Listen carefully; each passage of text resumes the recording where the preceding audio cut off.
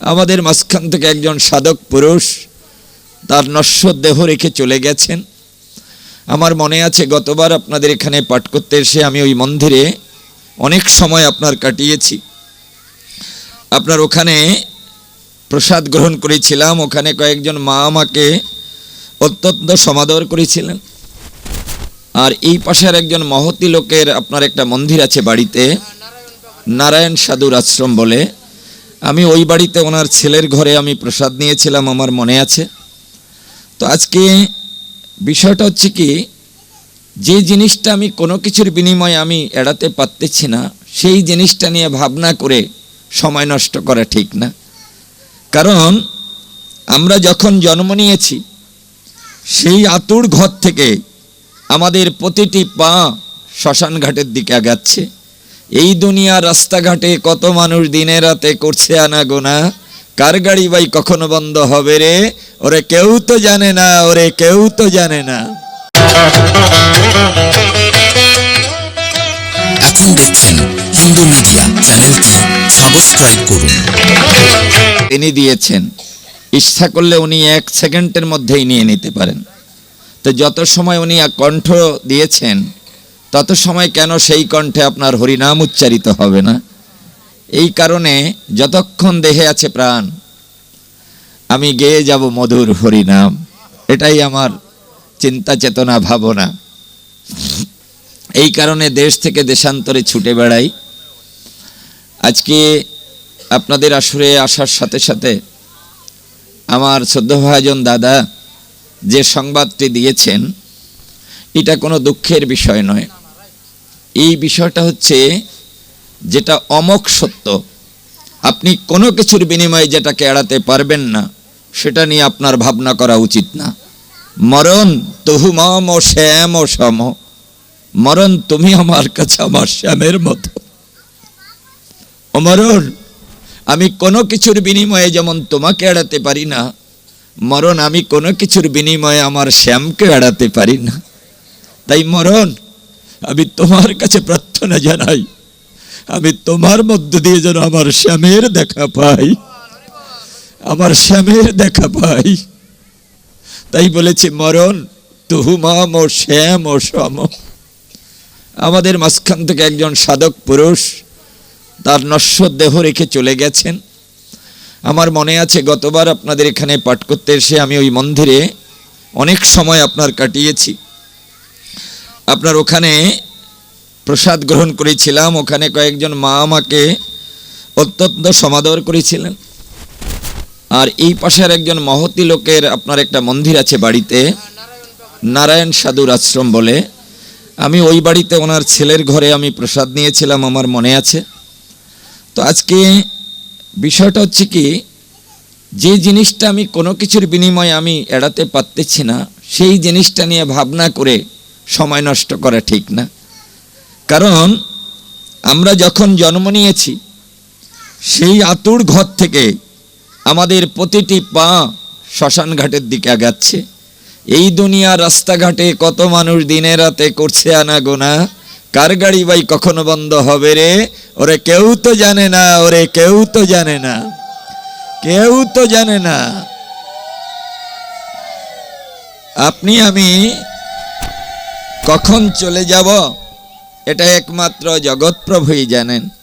তবে আমরা যেজন চলে গিয়েছেন, আমাদের মতো এই অধমের দ্বারা তার মতো একটি পবিত্র মানুষের আত্মার শান্তি কামনা করা কখনই শোভা পায় না। আমরা তারপরও একটা ফুল দিয়ে যেমন মালা গাঁথা যায় না, অনন্ত ফুলে ভক্তির সুতায় মালা গেঁথে প্রাণ গোবিন্দকে পরাতে হয়, তেমনি আজকে আপনাদের মতো বিদগ্ধ পুষ্পরাশি এসেছেন এই মধুর বৃন্দাবনের গায়ে। আমরা সবাই মিলে একতানে ভগবানের কাছে প্রার্থনা জানাবো, প্রভু সেই পরম পুরুষ যেন তোমার আতুল চরণ লাভ করে, এই প্রার্থনা তোমার কাছে নিবেদন জানাই। তুমি আমাদের কথা রেখো প্রভু, তুমি আমাদের কথা রেখো প্রভু, তুমি আমাদের কথা রেখো প্রভু। আমরা ভগবানের কাছে সবাই মিলে তার জন্য এই প্রার্থনা নিবেদন করি। কেন?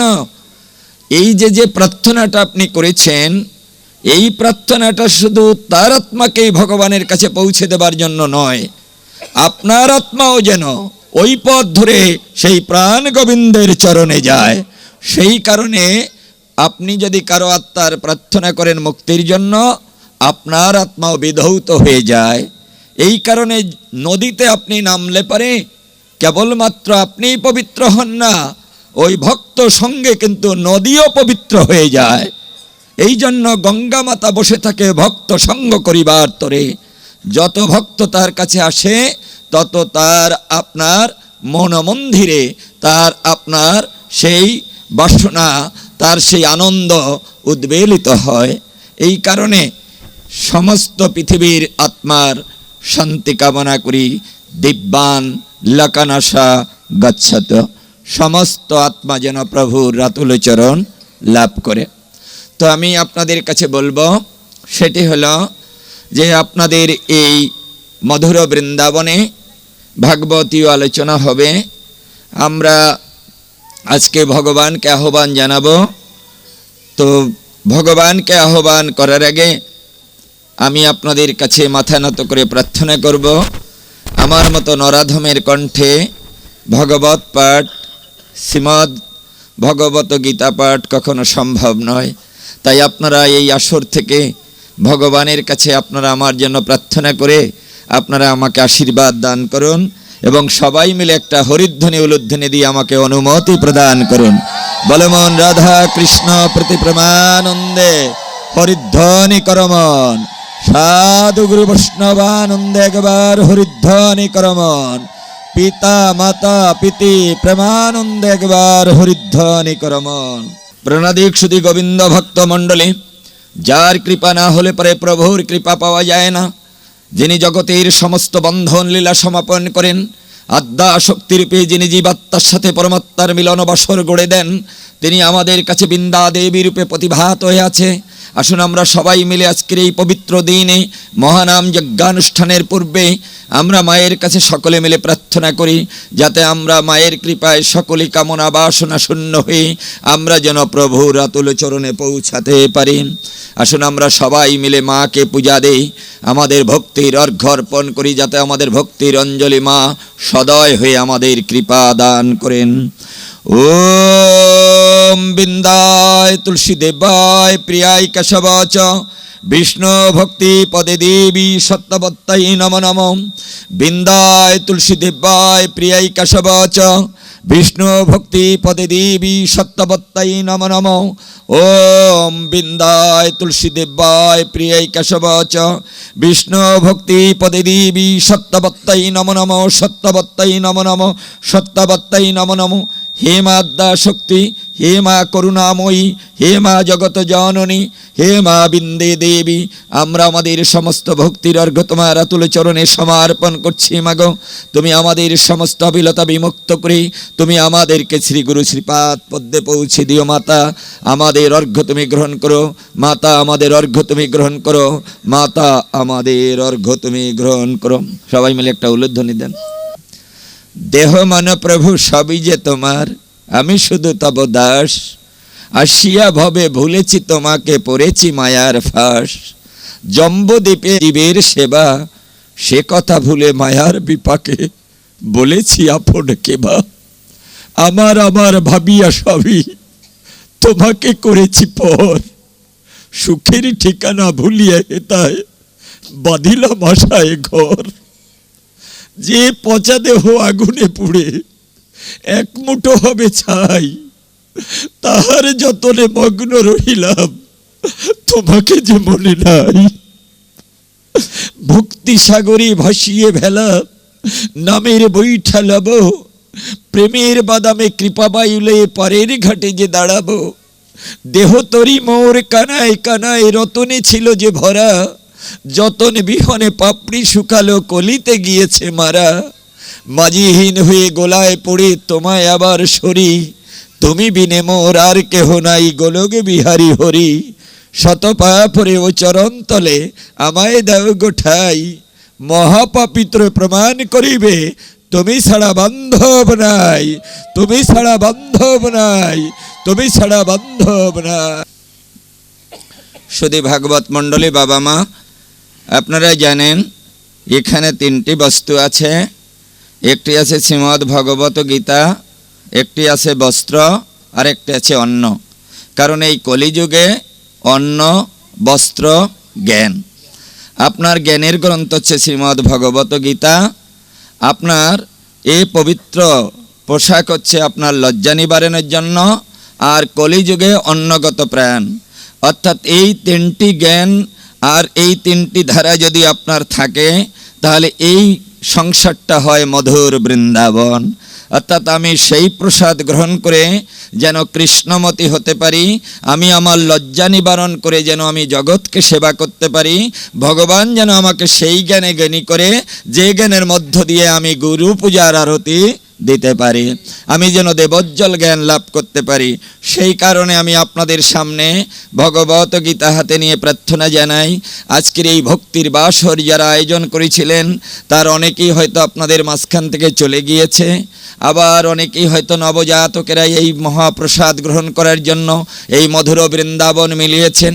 এর সাথে যারা প্রত্যক্ষ পরোক্ষভাবে জড়িত আছেন, আপনারা যাদের কাছে কালেকশন করতে গিয়েছিলেন, তাদের যারা অনন্তপুর শ্লোকান্তরিত হয়েছে, আপনাদের যারা অনন্তপুর শ্লোকান্তরিত হয়ে গেছে, আমি সবার কাছে এই প্রার্থনা নিবেদন জানাই, ভগবান যেন সমস্ত পুরুষ যারা লোকান্তরিত হয়েছে, তাদের সবার আত্মা যেন এই গীতার উত্তরণীতে ভয় করে বৈকুণ্ঠ প্রাপ্ত হয়, আমি সেই প্রার্থনা নিবেদন জানাই। আমি আজকে নবদ্বীপে পাঠ করতে গিয়ে গঙ্গার যে লেখা লিখেছিলাম, তারই একটি বন্দনা দিয়ে আপনাদের চরণ বন্দনা করতে চাই। কোন সুদূর এসেছ বন্ধু, কোন অজানার দেশে, আছে কি জানা ঠিকানা তব, ফেলেছি সব মুছে। কোন সুদূর এসেছ বন্ধু, কোন অজানার দেশে, আছে কি জানা ঠিকানা তব, ফেলেছি সব মুছে। মনের মনে কোটর জেতায়, সেই না মানিকের দেশ, বধুয়া রূপে গোপন বসরে, ধর গোপিনীর বেশ। আসিলে বাহিরে চোখের পলকে, সে ধন হারাবে পসরে, পরাণ প্রীতি পরাণে রহিবে, মিলন হইবে বাসরে। কৃষ্ণ বলিয়া প্রসাদ মাগিছে, নাম তার কেলে শোনা, কালী না সাজিলে কালোর মাঝেতে, যায় না তাহারে চেনা।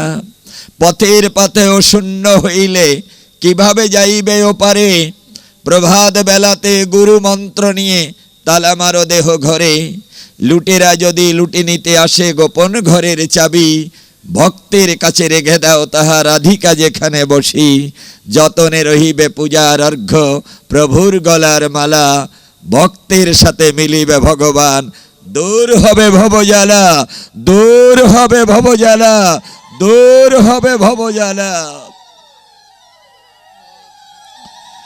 শুধু ভাগবত মণ্ডলে হিন্দু, মুসলমান, বৌদ্ধ, খ্রিস্টান সবাইকে আমি আমার পক্ষ থেকে বিনম্র চিত্তে ভক্তির প্রণাম।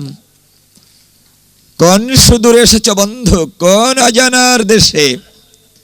আমরা যারা এখানে বসে আছি, আমরা কেউ কি বলতে পারি যে আমি এই দেশের মানুষ, আমি এই দেশে ছিলাম, আমি এই দেশে অনন্তকাল থাকব? আমরা এখানে কেউ বলতে পারি না। রাধাকে স্পর্শ করে, হাটে হাটে হাত দিয়ে হাটকে স্পর্শ করে আমরা কেউ বলতে পারি না যে আমি এই দেশের মানুষ, আমি এই দেশে চিরকাল থাকব।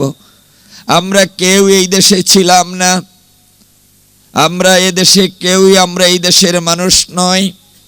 আমরা যারা বসে আছি আজকের এই ভাগবতী আসরে, আমরা সবাই পরবাসী, আমরা সবাই পরবাসী। আমরা কোনো না কোনো দেশ থেকে এখানে এসেছি। আবার আমাদের দিনান্তের শেষে বেলা যখন ডুবে যাবে, প্রাণ পাখি যখন আপনার আকাশে উড়াল দিবে, তখন আবার দেশের মানুষ দেশেই ফিরে যেতে হবে। আমরা কেউ এ দেশে থাকতে পারবো না, আমরা সবাই এ দেশে অতিথি মাত্র। আপনার আমার মা যখন প্রসব বেদনায় কাতর হয়ে, যখন আপনার আমাকে এই জগৎকে উপহার দেবার বাসনায় উদ্বেলিত হয়েছিলেন, তখন আপনার পঞ্জিকা না দেখে, কোনো তিথি নক্ষত্র দিন সন কাল না দেখে আপনাকে আমাকে ভূমিষ্ঠ করেছিল। আমার মা, আপনার মা তিথি না দেখে আপনাকে আমাকে এনেছিল বিধায় আমরা এই ধরার বুকে সকলেই অতিথি মাত্র। তিথি না দেখে এসেছি, তাই আমরা সবাই অতিথি। অতিথি বাড়ি আসলে পারে মনের ভাবধারা প্রকাশ করে অতিথি যেমন আবার নিজ দেশে ফিরে যায়, তেমনি ভবলীলা সাঙ্গ করে এই ভক্ত সেবার মধ্য দিয়ে আবার আমরা দেশের মানুষ দেশেই ফিরে যাব। এই ক্ষণিকের সময়, ক্ষণিকের সময়। পদ্ম পাতায় পানি যেমন, জল যেমন টলমল করে, যে কোনো সময় বাতাস আসলে পারে জল যেমন গড়িয়ে পড়ে, তেমনি মরণ যদি আহ্বান করে আপনার এই জলের মতো আপনাকে এক সময় ভবপারে গড়িয়ে পড়তে হবে। সেই দিন বেশি দূরে নয়। কখন কার যাত্রা শুরু হবে একমাত্র পরম করুণাময়ী জানে। সেই কারণে দেশের মানুষ যে দেশে থেকে এসেছিলেন সেই দেশে যাবার ঠিকানা মনে আছে তো? ভুলে যাননি তো? দেশের মানুষ আবার দেশে যেতে পারবেন তো? যদি পথ ভুলে গিয়ে থাকেন তাহলে পথহারা পথিক যেমন আপনার ঘুরপাক খেতে থাকে, অনন্ত পথ যেমন তাকে আপনার মারাতে হয়, তেমনি আপনাকেও পথ ভুলে গেলে পারে অনন্ত জনে ভ্রমণ করে আবার হয়তো সাধু সঙ্গ হলে মানব জীবন পাবেন এই ধরায়। এই কারণে নাবিকবিহীন নৌকা যেমন সমুদ্রের পক্ষে আপনার সমুদ্রের মাঝে পড়ে যদি কোনো কারণে গোলায় পড়ে যায়, ওই নৌকাখানা আপনার মাঝি সহ আপনার জলে নিমগ্ন হয়। ঠিক তেমনি যদি আপনি পথচ্যুত হয়ে যান, আপনি যদি হাল ভেঙে যায়, আপনার দিগদর্শন যন্ত্র যদি হারিয়ে যায়, তাহলে আপনি আমি আমরা কেউই আর দেশে ফিরে যেতে পারবো না, পারবো না। এই কারণে শ্রীমদ্ ভগবত গীতা প্রত্যেকটি মানব জীবনের দিগদর্শন যন্ত্র। আপনি দিক যাতে না হারান সেই জন্য ভগবত গীতা, শ্রীমদ্ ভগবত গীতা এসেছে ধরার পরে। আপনি যখন আপনার রাস্তা থেকে যখন আপনি ঢাকার উদ্দেশ্যে যাত্রা করবেন, দেখবেন সামনে একটা মাইল ফলকে লেখা আছে ঢাকা এখান থেকে 85 কিলোমিটার। আপনি যখন ওই মাইল ফলকটা দেখলেন তখন আপনি বুঝতে পারলেন আমার থেকে ঢাকা এখন কত দূরে আছে। এটা আপনি অবগত হলেন। আপনি ভাবতেছেন আমি এই সময়টা কিভাবে পার করব। আমি কি ভগবানের নাম গুণ কীর্তন করতে করতে যাব, নাকি মালা জপতে জপতে যাব, নাকি ঘুমোতে ঘুমোতে যাব, নাকি আন কথা বাজে কথা বলতে বলতে যাব। আপনার পথ কত দূরে, আপনার গন্তব্যস্থল কত দূরে, এটা জেনে যেমন আপনি আপনার মনকে প্রস্তুতি নিতে পারেন, মনের থেকে আপনার ভাবধারাকে ভক্তির প্রসাদে রঞ্জিত করে মনকে যেমন বিধিবদ্ধ সত্তায় উপনীত করা যায়, ঠিক তেমনি শ্রীমদ্ ভগবত গীতা পাঠ করলে জানা যায় ভগবান আপনার থেকে কত দূরে আছে। ঠিক সেইভাবে আপনি মনটাকে তৈরি করে নিতে পারেন আমি ভগবানের কাছে কিভাবে আমি পৌঁছাবো, তারই দিক দর্শন আপনার দিয়ে দিয়েছে শ্রীমদ্ ভগবত গীতা। এটা মানব জীবনের একটি মাইল ফলক। এই গীতাকে যদি আপনি অনুসরণ করেন তাহলে আপনার অচৈতন্য মন চৈতন্যের মধ্যে প্রবেশ করবে, দিশাহারা মানুষ আবার সত্যের পথ খুঁজে পাবে। এই জন্য শ্রীমদ্ ভগবত গীতা আজকে মানব জীবনের সংবিধান হয়ে গিয়েছে, মানব জীবনের সংবিধান হয়ে গিয়েছে শ্রীমদ্ ভগবত গীতা। আমি আপনাদের কাছে শোধাতে চাই, সেটি হলো এত নামযজ্ঞ হচ্ছে বাংলাদেশে, বাংলাদেশের প্রায় অর্ধেক হিন্দু চলে গেছে 71 সালের পরে, আর মনে হয় 50% হিন্দু যাবার জন্য মনে হয় মনোভাবও গড়ে নিচ্ছেন। এত নামযজ্ঞ, এত কৃষ্ণ নাম দাঁড়ে দাঁড়ে হচ্ছে, এরপরে কেন আপনাকে দেশ ছেড়ে পালাতে হচ্ছে কি কারণে? এটি হলো আপনার নিজের প্রতি বিশ্বাস নেই। আর যার নিজের প্রতি বিশ্বাস থাকে না তার ঈশ্বরের প্রতি বিশ্বাস থাকে না, থাকে না। আপনি নো দাই সেলফ আত্মানাং বিদ্ধি, নিজেকে জানো তুমি কে, তুমি কোথায় ছিলে, তুমি কোথায় এসেছো, আবার তোমাকে কোথায় যেতে হবে। এই ভাবনা নিজের আত্মবলে বলিয়ান না হলে পারে। আর এই মাকে, ধরিত্রীকে জানানি জন্মা ভূমিচ্চ স্বর্গাদপি গরীয়সী মাতা, আপনার নিজের প্রতি বিশ্বাস নেই, আপনার ঈশ্বরের প্রতি বিশ্বাস নেই, আপনার মায়ের প্রতি বিশ্বাস নেই বিধায় আজকে আপনাকে নিজ ভূমি পরিত্যাগ করে ভিন দেশে পাড়ি জমাতে হচ্ছে। একটা কথা মনে রাখবেন, দেশ ছেড়ে চলে যাবার সিদ্ধান্ত আপনি নিতে পারেন, কিন্তু ভগবান আপনার কপালে সুখ লিখেছেন কিনা এটা একমাত্র ঈশ্বরই জানেন। জানেন, করোনার সময় আমার অনেক বন্ধু আপনার তার আগে ভারতে চলে গিয়েছে। আমি করোনার সময় আপনার ক্যালকাটাতে ছিলাম, কল্যাণীতে।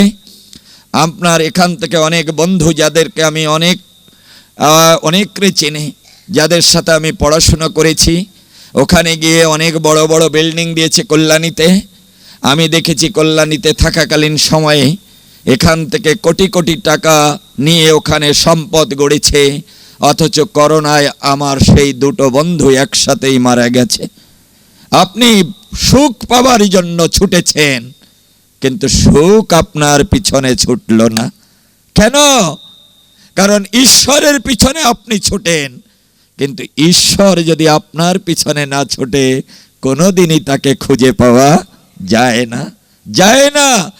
তাই যে কর্তব্য করলে পারে ঈশ্বরকে পাওয়া যায়, সেই কর্তব্য যদি আপনি করেন তাহলে ঈশ্বরকে আপনার খোঁজা লাগবে না, ঈশ্বর আপনাকে খুঁজে নেবেন। কেন? কোন একটা হাটের ভিতরে বিশাল একটা মেলায় একটা ছোট ছেলে বাবাকে ধরিয়েছিল। কোন এক সময় ওই হাতটা ফসকে গিয়ে আপনার বাবা তার থেকে দূরে চলে গেল ভিড়ের ভিতরে, আর বাবাকে খুঁজে পায় না। তখন আপনার বাবা তাকে খুঁজতেছিল। ছেলেটা তখন বসে বাবা বাবা বলতেছে। তখন এক ভদ্রলোক গিয়ে, জ্ঞানী ব্যক্তি গিয়ে বলেছে, ও খোকা তোমার কি হয়েছে বলো না। ছেলেটা বলতেছে, আমার বাবা হারিয়ে গেছে, আমার বাবা হারিয়ে গেছে। ও জ্ঞানী ব্যক্তিটা বলতেছে, না না, তোমার বাবা হারিয়ে যায়নি, তোমার বাবা অনেক জ্ঞানবান মানুষ, সে হারাতে পারে না, তুমি তোমার বাবা থেকে হারিয়ে গেছো, তুমি তোমার বাবা থেকে হারিয়ে গেছো। তাই খোকা আমার কথা নেবে, এক জায়গায় বসে চোখের জলে উচ্চ স্বরে বাবা বাবা বলে ডাকতে থাকো, দেখবে কোনো এক সময় তোমার ধনী তোমার বাবার কর্ণকুহরে যাবে, তোমার বাবা অবশ্যই তোমাকে খুঁজে বুকে জড়িয়ে তুলে নেবে। ও খোকা, খোকা গো, ও অবুঝ খোকা, তোমার বাবা হারিয়ে যায়নি, তুমি তোমার বাবা থেকে হারিয়ে গেছো। আমরা সকলেই বাবা থেকে হারিয়ে গেছি। তাই আজকে সচ্চিদানন্দ সত্তাকে খুঁজে পাবার তরে এক জায়গায় বসে কায়ে মনোবাক্যে যদি ভগবানকে ডাকা যায় চোখের জলধারায়, তাহলে কোনো এক সময় বাবা আপনাকে খুঁজে নেবে। সেই কারণে হরিনামই মানব জীবনের পথের পাথেয় হয়। এই হরিনাম আপনার ডাকতে ডাকতে কোনো এক সময় বিশ্বপিতার কর্ণকুহরে যাবে, আপনার বাবা আপনাকে খুঁজে পেয়ে আবার ধুলাবালি সহ কোলে তুলে নেবে। সেই কারণে হরিনাম নিতে হয়, ভগবানকে ডাকতে হয়। আপনাদের কাছে ডেকে শুধাই, সেই কারণে আত্মজয়ী আত্মপ্রত্যয় না হলে পারে কখনো কৃষ্ণ ভজন হয় না। যার বিন্দু মাত্র এই অনিত্য দেহের প্রতি মমত্ব থাকে, তার দ্বারা কৃষ্ণ ভজন হয় না, হয় না। এই দেহটা ক্ষণিকের, ক্ষুদিরামকে জিজ্ঞাসা করা হলো, ক্ষুদিরাম এত কম বয়সে ফাঁসির মঞ্চে আসলে কেন? ক্ষুদিরাম বলল ডেকে, জেলাজজ তুমি কি কখনো গীতা পাঠ করেছ? তুমি যদি গীতা পাঠ করতে, বাসাংশি জিন্নানি যতবিয় নবানি গিন্নাতি নরহ পরানি তথা শরীরানি বিহয় জিন্নান্নানি সংজাতি নবানি দেহি। কাপড় ছিঁড়ে গেলে মানুষ যেমন জীর্ণ বস্ত্র পরিহার করে নতুন বস্ত্র পরিধান করে, তেমনি আত্মা অনশ্বর হয়ে গেলে পারে ওই দেহটা পরিত্যাগ করে আরেকটা নতুন দেহ ধারণ করে। তুমি যদি পড়তেই শ্লোকটা, কখনো আমাকে এই আন কথা জিজ্ঞাসা করতে না। তুমি কেন বললে আমার বয়স কম হয়েছে? বলে, হ্যাঁ তোমার 17 বছর বয়স, তাই তো ফাঁসিতে দেওয়া যাচ্ছে না। ক্ষুদিরাম মৃত্যুঞ্জয় হাসি হেসে বলল, আমার এই বয়সটা তুমি দেখলে জেলাজজ? তুমি কি জানো এর আগে আমি কতবার এসেছি? আমার বয়স অনেক হয়েছে, কিন্তু আমার এই খাঁচাটার বয়স একটু কম হতে পারে। এমন বহু খাঁচা আমি ছেড়েছি, প্রয়োজন হলে প্রভু ডাক দিয়েছে চলে যাব, আবার যদি প্রভু পাঠায় আসবই ধরার পরে, ভক্ত সঙ্গ করিবার তরে আসবই ধরার পরে আবার আসব। কি বলেছিলেন মৃত্যুঞ্জয়? ক্ষুদিরাম বলেছিলেন, চিনতে যদি না পারিস মা দেখবি গলায় ফাঁসি, একবার বিদায় দে মা ঘুরে আসি। কোথায় ঘুরতে যাবেন? কোথায়? পিত্রালয়ে। ও প্রতি বছরে বছরে মাও আসে, প্রতি বছরে বছরে মা আসে। কোথা থেকে? কৈলাস থেকে। কোথায় আসে? বাবার বাড়ি ধরিত্রীর গায়ে। হ্যাঁ, আপনার এই ধরিত্রীর গায়ে। এখানে ধর্ম অর্থ মোক্ষ কাম, এই 4টি বস্তু জগতে রয়। আপনার কোথায়? আপনার মহা আলয়, মহা আলয়। সেই প্রভু যেখানে রয় সেটাকে মহা আলয় বলে। মা আসতেছে দেবী পক্ষে, পিতৃপক্ষের অবসান, দেবী পক্ষের আগমন। মা আসবে ধরায়। কোথায়? যেখানে মাটি সেটা তার পিতৃভূমি, সেইখানে আসবে। কোথায়? আপনার ক্ষিতি, অপ, তেজ, মরুদ, বম। ক্ষিতি মানে কি? মাটি। কোথা থেকে যাত্রা করবে? পিত্রালয় থেকে। এটা আপনার গুরুতলা, কৃষ্ণতলা, শিবতলা, সহস্রতলা কয়। এখানে গুরু বসে আছে, উনি আপনার সেইখানে আদ্যা শক্তি সহ যুগল রূপে বসতি করে আসবেন মা ধরায়। কেন? এই মাটির ধরায়, এই মাটির ধরার ভিতরে আসুরিক শক্তি পরিবৃদ্ধি হয়েছে বিধায় অসুর বৃত্তি জেগেছে। অসুরকে নিধন করে মা আসবে এই জগতের গায়ে, যাতে প্রত্যেকটি মানুষ আবার মধুর বৃন্দাবনে পরিণত হয়ে যায়, বধুর বৃন্দাবনে পরিণত হয়ে যায়। তাই মা আসবে ধরায়। ধর্ম অর্থ মোক্ষ কাম যেখানে বিরাজমান রয়, সেই ক্ষিতির দেশে, মাটির দেশে মা আসবে। যেখানে ধর্ম অর্থ মোক্ষ কাম, আপনার এই 4টি পদ্ম পাপড়ি যেখানে আপনার রক্তধারায় প্রবাহিত হয়, লাল 4টি পদ্ম রয়েছে। কোথায়? ক্ষিতি, অপ, তেজ, মরুদ, বম। ক্ষিতি মানে মাটি। এই মাটির দেশে মা আসতেছে, যেখানে চতুর্থ মূলাধারে 4টি পাপড়ি যেখানে বিরাজ করে, ধর্মর্থ কাম মোক্ষ যেখানে রয়, সেই জায়গায় মা আসতেছে ধরার পরে। ভক্তের ডাকে আসবে মা। আপনার পিত্রালয় পরিত্যাগ থেকে মহা আলয় থেকে যাত্রা করেছে বিধায় মহা আলয়ের পাশে আকার দিয়ে সেটাকে স্ত্রীলিঙ্গ করে মহালয়া, মহালয়া, মহা আলয় থেকে আসতেছে বিধায় স্ত্রীলিঙ্গে মহালয়া হলো। মা আসতেছে ধরায়, যেখানে আপনার 4টি পদ্ম পাপড়ি বিরাজমান রয়, ধর্ম অর্থ মোক্ষ কাম। সেই দেশে মা আসতেছে, সেখানে নন্দী ভৃঙ্গি বসে আছে, যাতে আদ্যা শক্তির কেউ ক্ষতি করতে না পারে। পাহারায় রয়েছে আপনার, যাতে এই দেহের ভিতরে অপশক্তি যাতে প্রবেশ করতে না পারে। প্রবেশদ্বারে বসে আছে নন্দী ভৃঙ্গে, হাতে আপনার আসুরিক শক্তিকে অবদমিত করার অস্ত্র হাতে নিয়ে। আপনার ষষ্ঠীতে বদন হলো, মা এলো ধরায়। বীরেন্দ্র কৃষ্ণ ভদ্র আপনার দেবী পক্ষের সূচনায় তাই গেয়ে উঠলেন, ইয়া দেবী সর্বভূতেষু মাতৃরূপেণ সংস্থিতা, নমস্তস্যাই নমস্তস্যাই নমস্তস্যাই নমো নমঃ। ইয়া দেবী সর্বভূতেষু শক্তিরূপেণ সংস্থিতা, নমস্তস্যাই নমস্তস্যাই নমস্তস্যাই নমো নমঃ। ইয়া দেবী সর্বভূতেষু বিদ্যারূপেণ সংস্থিতা, নমস্তস্যাই নমস্তস্যাই নমস্তস্যাই নমো নমঃ। ইয়া দেবী সর্বভূতেষু জ্ঞানরূপেণ সংস্থিতা, নমস্তস্যাই নমস্তস্যাই নমস্তস্যাই নমো নমঃ। মাকে আহ্বান জ্বালানেন। মা এলো ষষ্ঠীতেই, বদন হলো।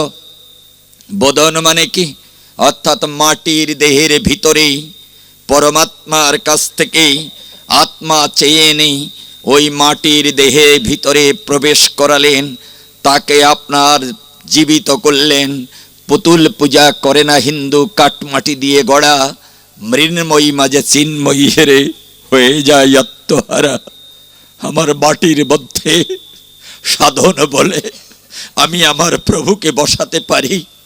এই মৃন্ময়ী মাঝে উনি চিন্ময়ী, তাকে আমি হেরে আমি তার রাতুল চরণে আমার ভক্তি সমর্পণ করি।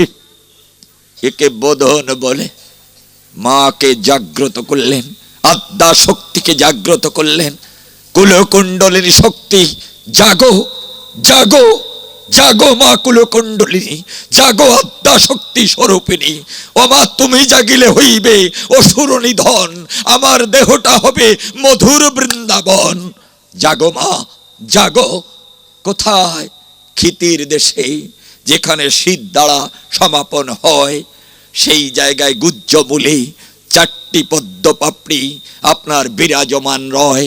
সেখানে আপনার মা আসতেছে। সেই জায়গায় আপনার বদন হলো সপ্তমীতে গিয়ে আপনার সাতটা তালা, গরুতলা, কৃষ্ণতলা, শিবতলা, সহস্রতলা কয়, আজ্ঞাতলা, বিশুদ্ধতলা, অনাহততলা, মণিপুরীতলা, স্বধিষ্ঠানতলা, মূলাধার তলা রয়।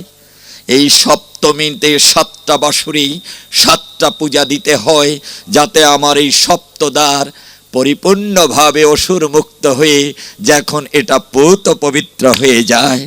এই সাতটা দ্বার আপনার সাতটা তালাকে মুক্ত করতে সপ্তমী পূজা হলো সমাপন।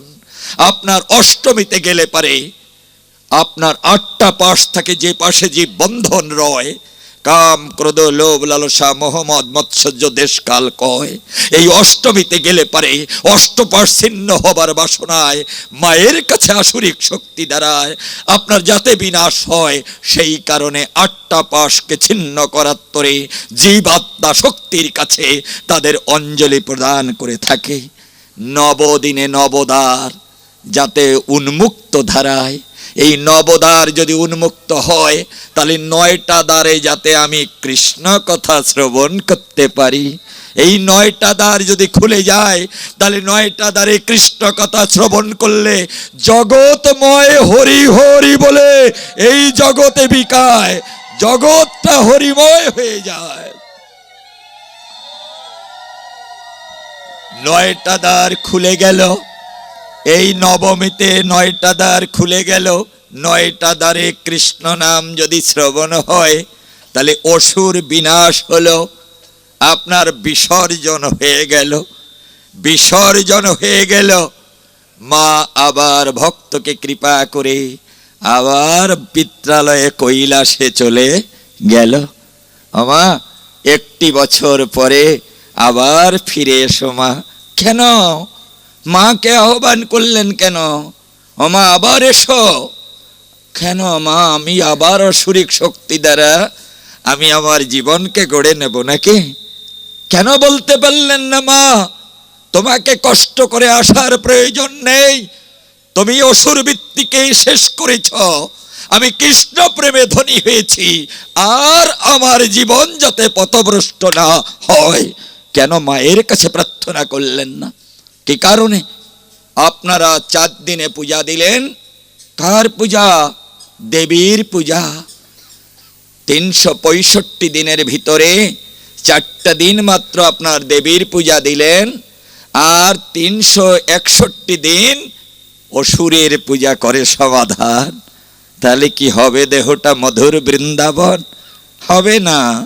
এই কারণে মা পথ দেখিয়ে দিয়ে গেল, তারপরও জীবের আপনার দরজা নাহি খোলা হলো।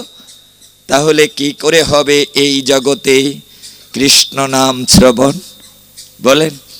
এ কারণে বলে আদ্যা শক্তির প্রয়োজন হয়। কেন? ভালো করে শুনে নেন। এ জগৎটা শক্তিময়। কি করে শক্তিময়? আপনাদের কাছে করি বর্ণনা।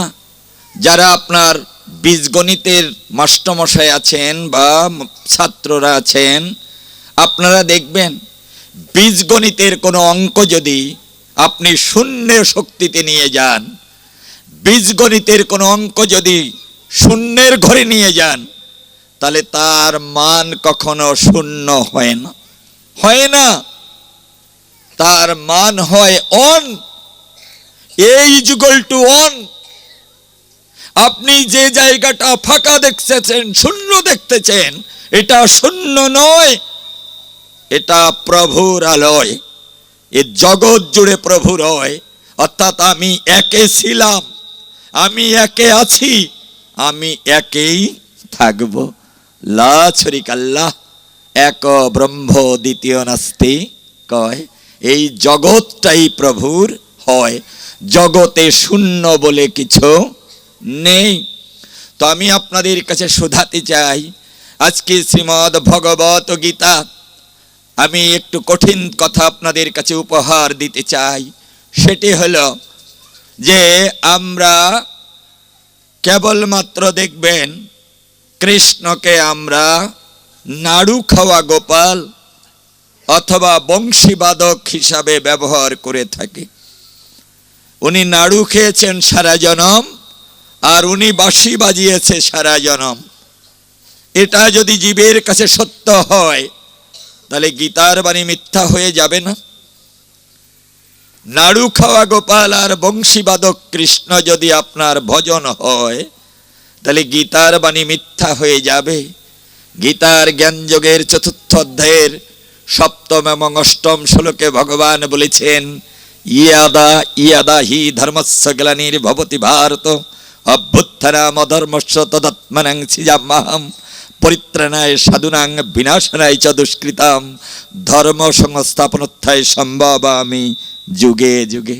আমি অসুরকে বিনাশ করে ধর্মকে এবং ধার্মিককে রক্ষা করার জন্য আমি বারবার জগতে অবতীর্ণ হই।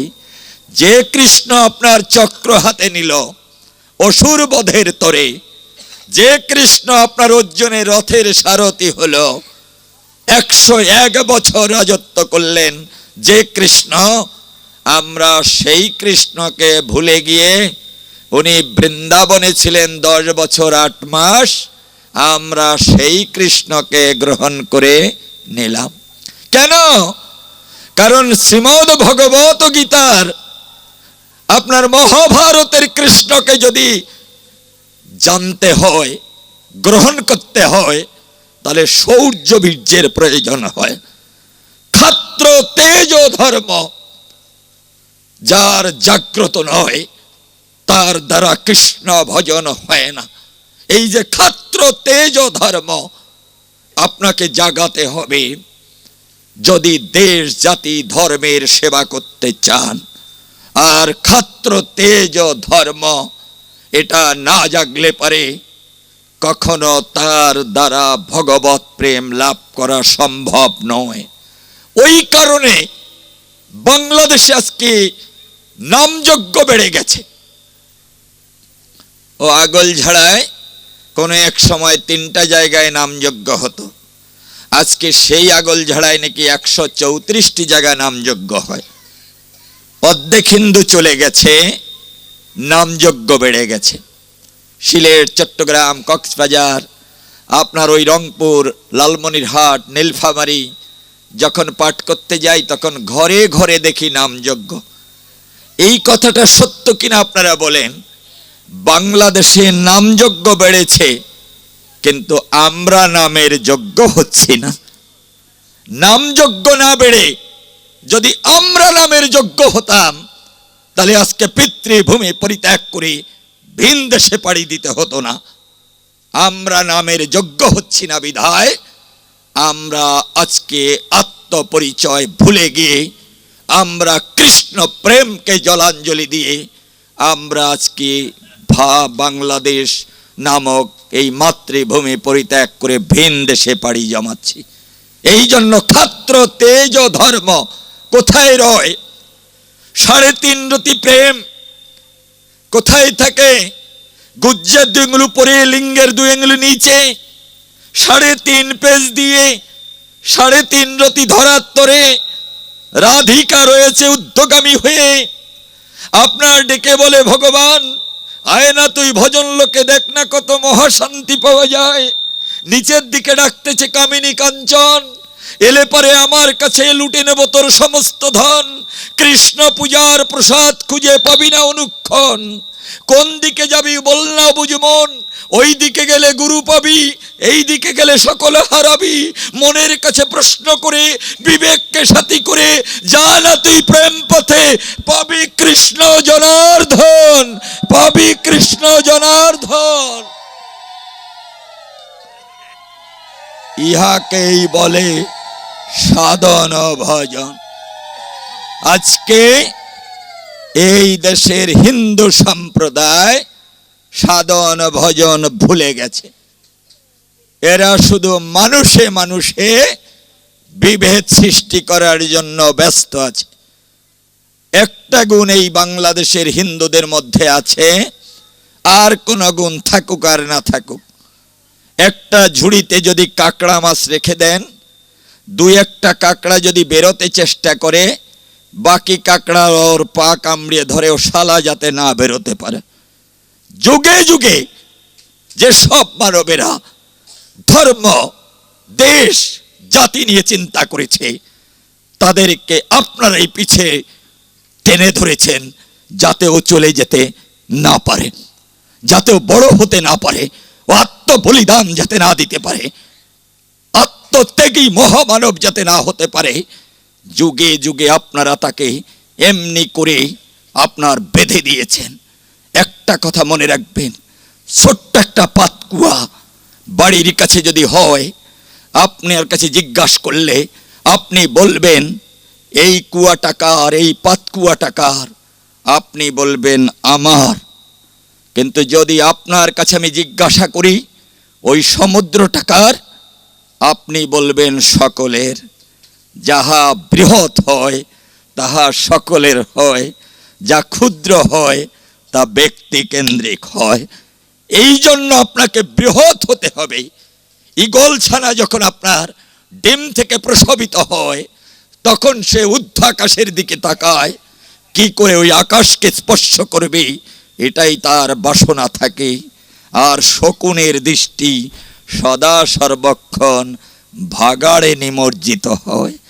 শকুন হবেন না ঈগলের ছানা হবেন, মনের কাছে প্রশ্ন করেন। 3 তালা নাভি গুজ্জ লিঙ্গ, যেখানে হয় কামিনীর সঙ্গ, মাঝখানে যমুনা প্রবাহিত হয়। এই যমুনা পার করে আপনাকে যেতে হবে গোকুলের গায়। ভগবান জন্মেছে কোথায়? কংসের কারাগারে। কোথায়? কারাগারটা কোথায়? যেখানে সত্যকে বন্ধন করে অসত্যকে লালন। জন্মেছে কংসের কারাগারে, ওখান থেকে পাড়ি দিয়ে তাকে যেতে হবে গোকুলের গায়। মাঝপথে বিরাট যমুনা প্রবাহিত হয়, যার ঢেউ রাশি আকাশচুম্বী ধারায়। বাবা মাথায় করে চলেছে, বাবা ভাবতেছে মনে মনে, এত বড় ঢেউয়ের মাঝে কৃষ্ণকে আমি নিয়ে যেতে পারবো না গোকুলে। প্রমাদ গুনেছে বাবা। আজকে যমুনা কি করেছে? আজকে যমুনা যে পথে যাবার কথা ছিল, সেই পথ পরিক্রান্ত করে ভ্রষ্ট হয়ে যমুনা আজকে বিপদগামী হয়েছে। আজকে যমুনা ভাটিতে না গিয়ে আজকে উজানে ধায়।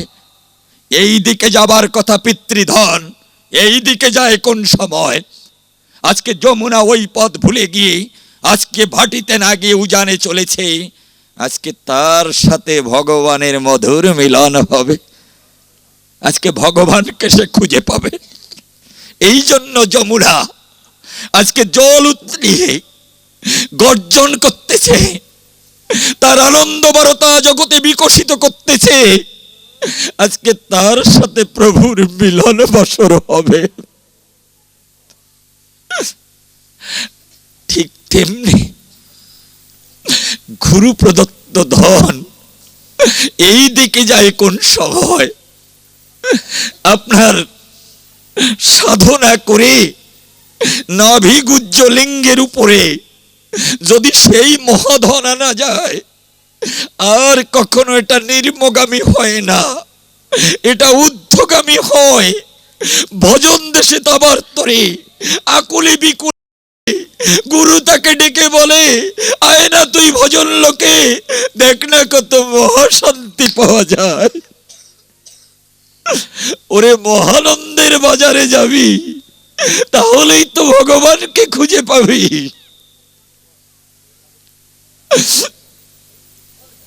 অনাহত চক্রের উপরে না আসলে পারে সাধন ভজন হয় না চরাচরে। এটা অনাহত চক্র। নাভির উপরে যত সময় না আসে, এ বুকের মধ্যে আসলে পরে ভীমের মতো শক্তি ধরে। যখন কণ্ঠে চক্রে এলো, তখন যুধিষ্ঠির মতো সত্যবাদী হলো।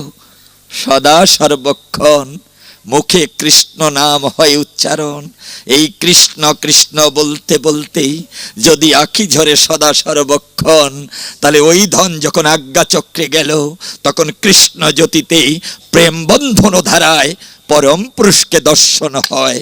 ভগবান তখন ডেকে বলে, আয় না তুই ভজন লোকে, দেখ না কত মহাশান্তি পাওয়া যায়। তখন আপনার জীব সমাধিস্থ হলো, এই জীবাত্মা বাইরে চলে গেল। বাইরে গিয়ে আপনার পরমাত্মার সাথে তার কথোপকথন হলো।